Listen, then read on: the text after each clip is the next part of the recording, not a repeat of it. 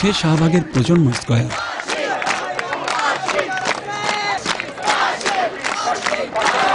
পাঁচ দিন ধরে চলা এই আন্দোলনে নতুন মাত্রা যোগ করেছে গতকালের মহাসমাবেশ।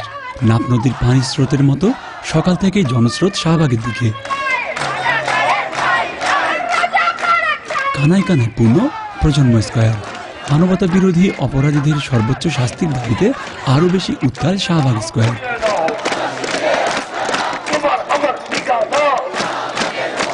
ঢাকা বিশ্ববিদ্যালয়ের শিক্ষার্থীরা ক্লাস বর্জন করে যোগ দিয়েছে আন্দোলনে।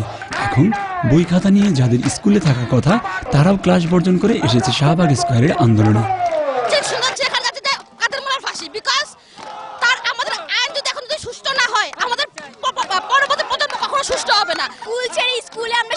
জীবনে ক্লাস করবো, বাট এইখানে আমরা আসছি কাদের মূলে ফাঁসির জন্য। যত তাদেরকে ফাঁসি না দেওয়া হবে ততক্ষণ পর্যন্ত আমরা এখানে অবস্থান করব। আমার বয়সে আমার 40 বছর বয়স, এরকম কোথাও দেখিনি, এটা প্রথম দেখলাম। জি, এটা 71 পরে একটা অনেক বড় গণ আন্দোলন, যেটা যুদ্ধপরাধীদের বিচারের জন্য হচ্ছে, এবং সেখানে এসে আমি অনেক গর্বিত বোধ করি। সব শ্রেণী পেশা আর সব বয়সী মানুষের হাজারো কণ্ঠে সম্মিলিত উচ্চারণ, যুদ্ধাপরাধীদের সর্বোচ্চ শাস্তি মৃত্যুদণ্ড।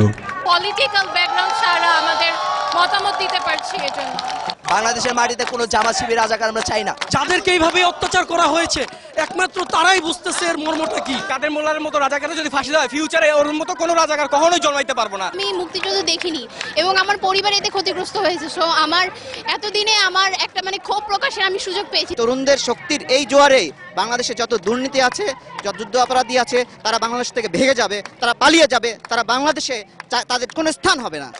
প্রতিদিনের মতো এই আন্দোলনে সমর্থন দিতে ছুটে এসেছেন সুশীল সমাজ সহ সর্বস্তরের জনতা।